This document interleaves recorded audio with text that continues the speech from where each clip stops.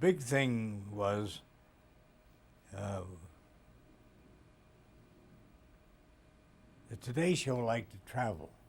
This particular year, which was late '67, they decided they would go to Portugal.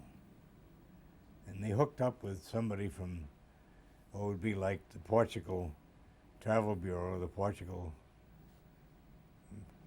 Chamber of Commerce or something. I don't think they have an organization like that. And he arranged things where we could go and do a pickup every day and tape it and send it by air back to New York. And they would put it on the following day.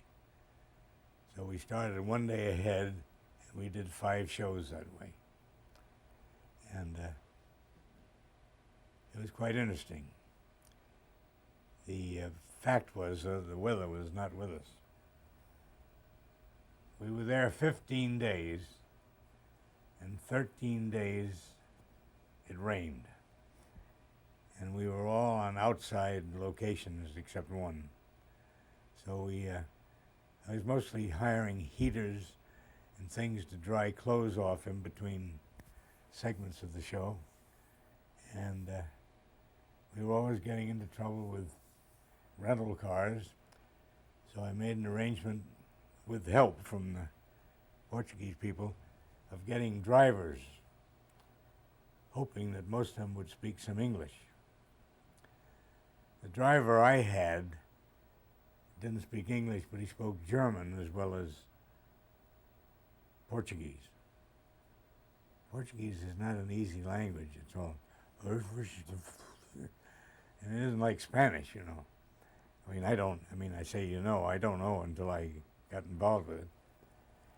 So generally when I got in the car, I'd say to this man, Jose, knock the Flug off, bitte.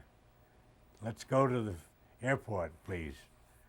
And he knew, and he was, the little car was about the size of a scooter, and they drove like bats out of you-know-what, and it was pretty frightening.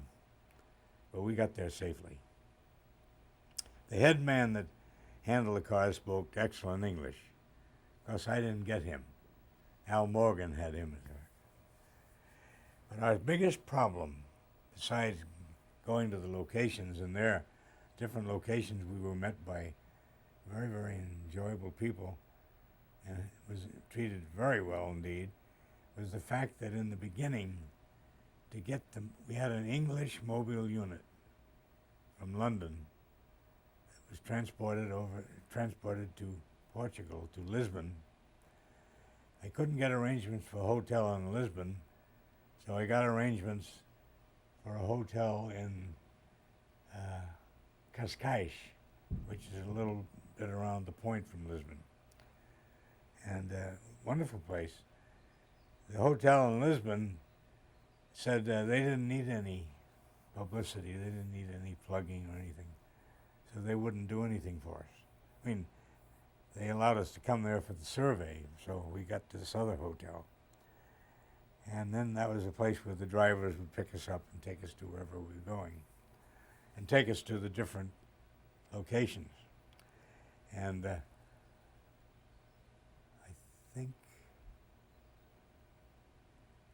think it was about the 3rd day I was there, another unit manager came over. I called New York and I said, I need some help. I'm spending all the time with the, oh dear, what are the people that let you into the country? Customs or Customs, thank you. Thank you one and all, customs. And the reason was they wanted to list every screw, every brad, every thumb screw, everything, every tube, every this. And I'd be there all day long, and I wasn't attending to anything else. And Barbara didn't like her room or something, and somebody didn't like this. So Barbara also has accompanied you? Yes. And she,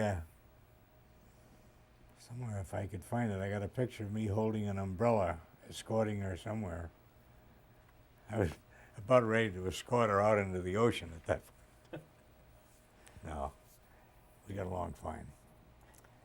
But that was an enjoyable trip, and we had a chance to eat some delicious food and things that you don't get in the States, but it was not easy to talk to everybody because when you don't... I know a year I spent in Germany, I used to fake the German, a few words here and there. But I couldn't do anything with the Portuguese. And we were there 7 days and came back. And in the meantime, there were 2 unit managers on today, and the other unit manager stayed in New York. So he was handling what they had to do in New York and getting the tapes on the air. And I was spending most of the time going to the airport with the tape. Generally wrapped up in the right way, and I didn't have any trouble with the people that were checking on everything that was coming and going. So after I came back from there, I was on the show a little bit longer, and they put me on something else.